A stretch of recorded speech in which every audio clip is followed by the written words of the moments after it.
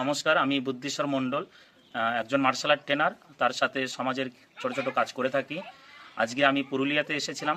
এখানে সন্তোষ দাদার সাথে ফেসবুকে অনেক দিন ধরে পরিচিত। উনি পুরনো জামা কাপড়ের হাট দেখেছিলেন, আমি বিভিন্ন গ্রামে গ্রামে করে থাকি। তখন উনি বলেছিলেন যে আমাদের এরিয়াতে যদি করা হয় খুব ভালো হয়। তাই আজ এইখানে হাট বসানো হলো পুরুলিয়াতে।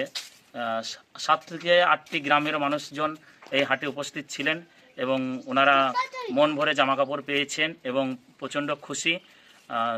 সন্তোষ দাদাকে অসংখ্য ধন্যবাদ যে এরকম একটা জায়গায় আমাকে নিয়ে আসার জন্য। আর আমাকে যে সমস্ত মানুষ জামা কাপড় দিয়ে সহযোগিতা করেছিলেন ওনাদের অসংখ্য ধন্যবাদ। আপনারা এইভাবেই আমার পাশে থাকবেন, তাহলে আমি এই ছোট ছোট কাজের সাথে যুক্ত হয়ে থাকতে পারবো। ধন্যবাদ। সন্তোষ কুমার মাহাতো, আমার বাড়ি পুরুলিয়া জেলার ব্লকপুর গোলামারা অঞ্চলের তথা গোলামারা গ্রামে আমার বাড়ি। আমি দীর্ঘদিন থেকে বীরভূমের বুদ্ধিশ্বর মণ্ডলবাবুকে অনুরোধ করে এসেছি যে আমাদের যে প্রত্যন্ত গ্রামীণ এলাকায় যেখানে অসহায় গরিব মানুষরা বসবাস করে, এই এলাকায় মানুষের যাতে কিছু উপকার পায় সেই উদ্দেশ্যে আমি ওনাকে জামা কাপড় চেয়েছিলাম।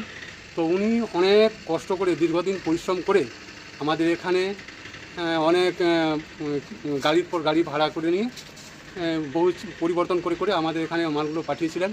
উনি আজকে আমাদের এখানে উপস্থিত হয়েছেন, যার জন্য আমরা গ্রামবাসীরা সকলেই খুবই গর্বিত। আমি যেভাবে ওনাকে বলেছিলাম, বা আমরা যেভাবে ওনাকে চেয়েছিলাম, আবেদন করেছিলাম, সেই আবেদন মতো উনি সাড়া দিয়ে আমাদের অঞ্চলের প্রায় 7টা 8টা গ্রাম মিলে সমস্ত গ্রামের যে সমস্ত ছেলেমেয়েরা ছিল, গ্রামবাসীরা ছিল, তাদের সকলকে আমরা বস্ত্র বিতরণ করার জন্য গর্বিত মনে করছি।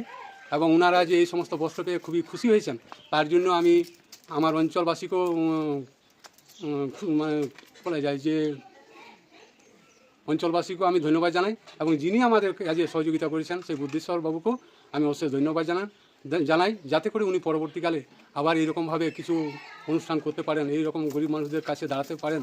আমি সেটা ভগবানের কাছে প্রার্থনা করি, উনি যেন আরও পরবর্তীকালে বড় হয়ে থাকেন বা হয়তো বড় কাজ করতে পারেন, এই আশা রেখে আমি 2-4 কথা ওনার সম্পর্কে বললাম।